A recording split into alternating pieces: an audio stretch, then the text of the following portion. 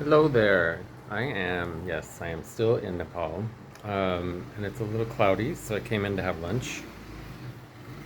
And this is a good lesson in paying attention to this. I need to wear a hat because even though it's cloudy, I still got burned. And I'm feeling, especially right there, it's super, super painful.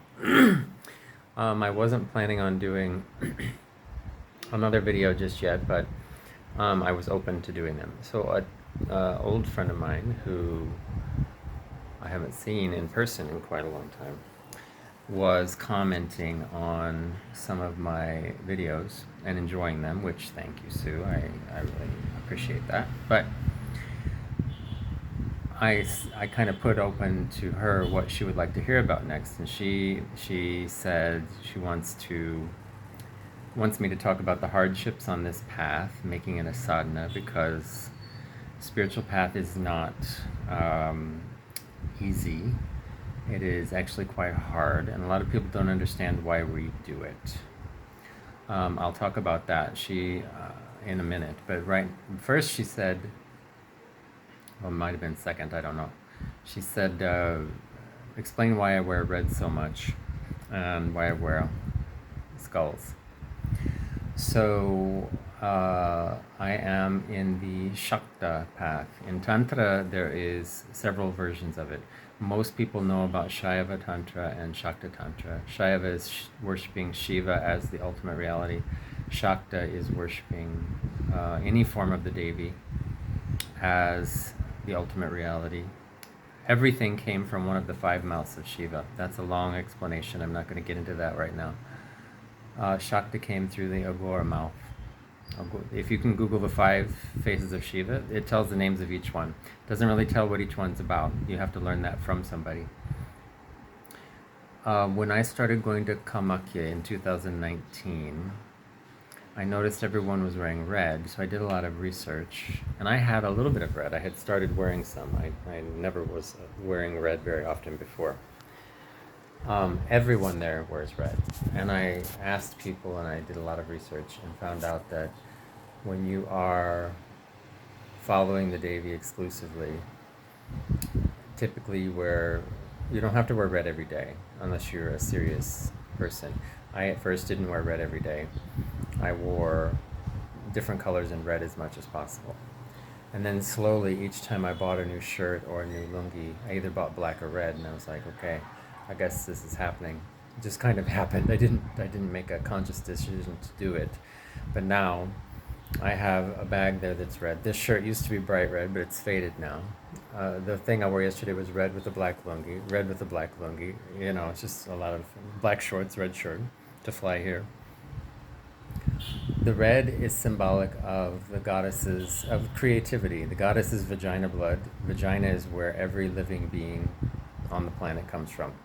So you're celebrating the creation of the universe. You're celebrating the power of she who created everything. The skulls are in part to do with Kali, and these are actual bones from a bull that I got in Kamakya. There are sometimes you can get human bones. One guy here in Nepal the other day was trying to sell me some yak bone stuff, and I have a couple of my murtis on my altar are made from yak bone and shipped from Nepal when I got them years back.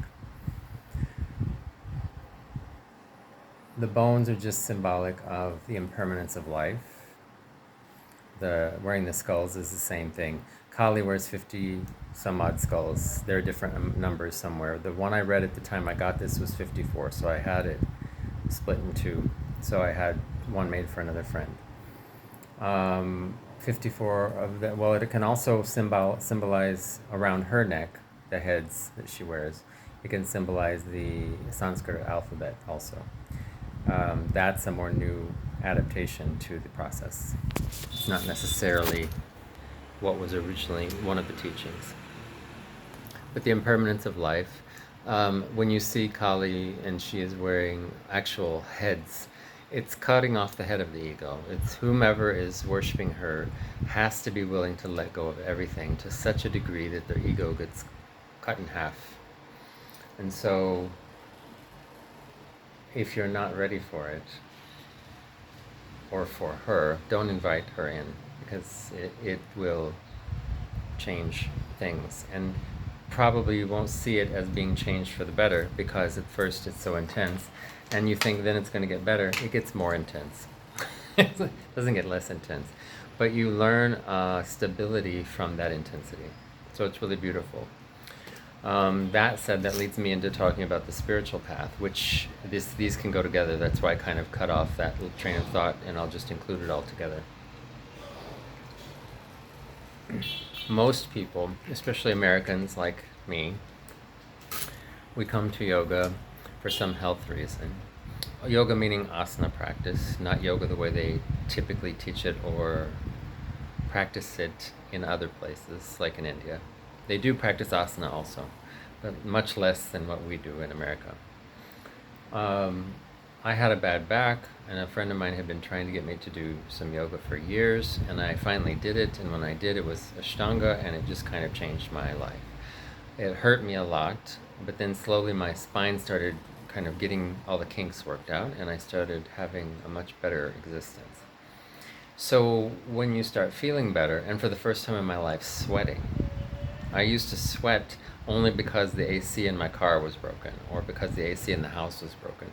I was going, like most Americans in the summer, going from the house to the car, from the car to the office, from the office to the car, from the car to whatever store you're going to on the way home, and then you go home, and staying out of the heat as much as possible, because, we're kind of pussies that way. We don't want to deal with the weather the way it actually really is. I'm including myself in that. Not anymore. Now I'm in India most of the time. I get a lot of exposure to the elements, and I'm much more able to deal with them. Anyway, so the sweating and the purification that my body was feeling from that made me crave bad things more. So then I had to make a decision. Am I going to keep allowing myself to give things up, or am I just going to quit doing this stuff? Because I don't want to keep changing everything. I'm in a comfort level in my life, and I don't want to have to get uncomfortable again. Well, the spiritual path, when it becomes a sadhana means spiritual practice. That something that your asana practice can be a spiritual practice. Yes, it can be. There are much deeper things that are considered a spiritual practice, though. Once you start, I'm going to tell you this. When I started doing the yoga and I started waking up, it does wake your body up on a cellular level. Your mind, your whole being, your spirit, everything starts to get aroused. Then you kind of aren't satisfied anymore. So someone said one time to me, think of life as we're all little beings living inside a closet, and the door of the closet has been kept closed for a very long time, probably for generations before we even existed. So no one we know can even tell us that there's a door there anymore, or that on the other side of the door is a whole existence. So say someone comes and opens that door, takes out their coat, we happen to see it, and they close the door, but they didn't latch the door shut, so the door swings open, even just this far. And you, through your little eye, can see out there that there's a whole lot of shit out there, a whole other existence that you have not been able to take part in. Then someone else in that same house comes by, closes the door because they realized it wasn't latched, latches it. You're stuck inside, but now you know outside there's more. This is what the spiritual path does. When you start to wake yourself up, even just on the physical level, because the physical level is still energy, right? We're all separating the spiritual, the energetic, and the physical from each other, but they're all intertwined. Everything in existence is possible because of energy, and the energy is moved by the spirit that is directing its flow. So,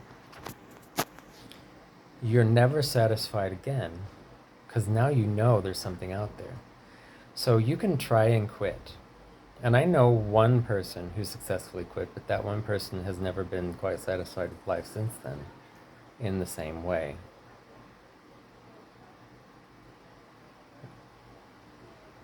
Most people, once you open the door, cannot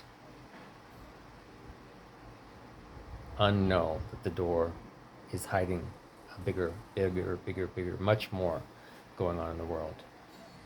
And so to stay in that, you have to keep getting deeper and deeper. And I think that's why in Ashtanga Yoga there's more intense series. The postures get harder as you go along because you need the next level to keep it at the same. For me, while I always have had a love-hate relationship with my asana practice because I've never enjoyed exercise. But it changed my life so much that I can't give it up. Like my back immediately tries to go bad again when I quit it for even just a few days. Yeah, if I do less, some days it's fine, some days it's not fine. So I'm working on that because I'm enjoying doing less right now rather than more. But I'm trying to figure out where the balance of the less is, that I can still have a fully functional existence in this physical body, because the body is my problem when I don't do the asana. I have back problems from that. My knees, everything is worse. I used to have pain when I did postures. Now I have pain when I don't do postures.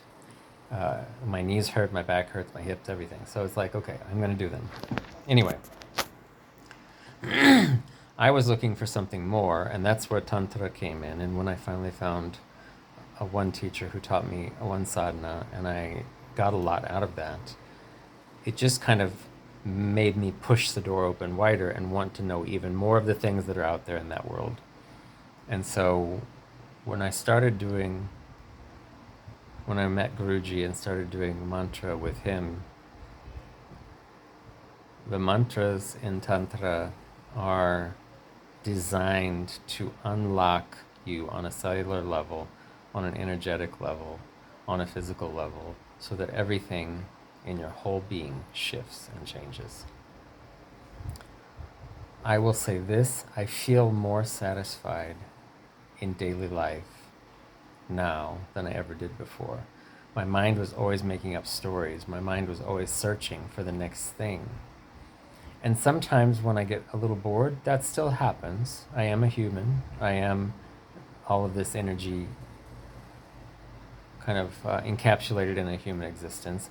But I am trying to not remove the humanity, but become the fullest potential of that humanity. So sometimes I still get a little bored, and then I adjust things. And sometimes I approach Guruji and he adjusts things. And that's when it really gets interesting, because that's when it shifts. Because he has much more experience than I do. And so when he tells me to do things in a certain way, knowing me as well as he does, I immediately see a difference. Not meaning it's a good difference. Not meaning it's a bad difference. Just a difference. Good or bad is our judgment. But what's happened this last time, I'm doing a lot of mantras of a lot of different deities right now, all at once, all in one day. And I'm keeping up with it. And if I don't keep up with it, I find my mind going haywire. And if I do keep up with it, I find my mind staying calm. And it's interesting to notice. It's an experiment. That doesn't mean it's easy because I'm chanting a mantra, because it's some of them are very, very long mantras, and I'm doing them all in my head. Doing that is very intense and very hard, but that's how the mind gets under control. It's very, very clever whoever created that, but it does work, and it is very interesting. One other thing I wanted to add on to the prior thing I talked about, wearing the red, wearing the skulls. When you see the people with the different marks on their forehead, the 3 white lines and the red, the 3 white lines is for Shiva. It can also mean mind, body, spirit. It can be Shiva, Vishnu, Brahma. It can be 3 different levels of existence. It can be the 3 gunas. It can be all sorts of different things like that. But that's a Shiva marking. Vishnu has usually a red line and a V painted with sandalwood. Devi is the red, a big, big red. So if you see me, I normally have it. I didn't let the little lady at the temple this morning put it on me because I think it's got chemical stuff in it. It was burning me, so I decided to not let her do it. You notice in all three of those sets of markings, there's red because Devi is always has to be present because Devi is representative of the Shakti that's creating the situation, that's creating the world. The devas, the males, typically are more benign and have less, they focus the energy, but she is the energy, so she has to always be there. So when you see Shiva, 3 white marks, there's always red. Sometimes there's red all the way up through here. When you see Vishnu, there's a red line and the sandalwood line. When you see Devi, it's just like this. And if you go to Kamakya, sometimes your whole forehead is red. I've met people who are Shakta worshippers. One guy is a shop owner. He used to be in Gokulam. He's not there anymore. His whole forehead he used to cover with red sandalwood, and he wore pink or red every day. And again, the red is indicative of the blood of creation, the vagina blood. Red is also, I'll tell you this, the chakras in the Shastra have no colors associated with them, none. But in popular New Age teachings, the chakras have colors associated with them. I don't know where it came from, but it is not in any of the Shastra I have read, or I have no one who can tell me that it's in there. Red is also associated with the Muladhara chakra. Muladhara is the root chakra, perineum. Mulabandha, if you're an Ashtangi, comes from the perineum, the pelvic floor up. You activate that, and that is the creation. That energy moving is where creation comes from, and the red is, I've already explained. So, thank you for listening. That's it. I'm trying to keep these around 15 to 20 minutes, and it's about 17 minutes right now. I don't want to go further. Sue Ellen, hope that answers both things you were curious about, and maybe it will also speak to somebody else. Thank you. Bye.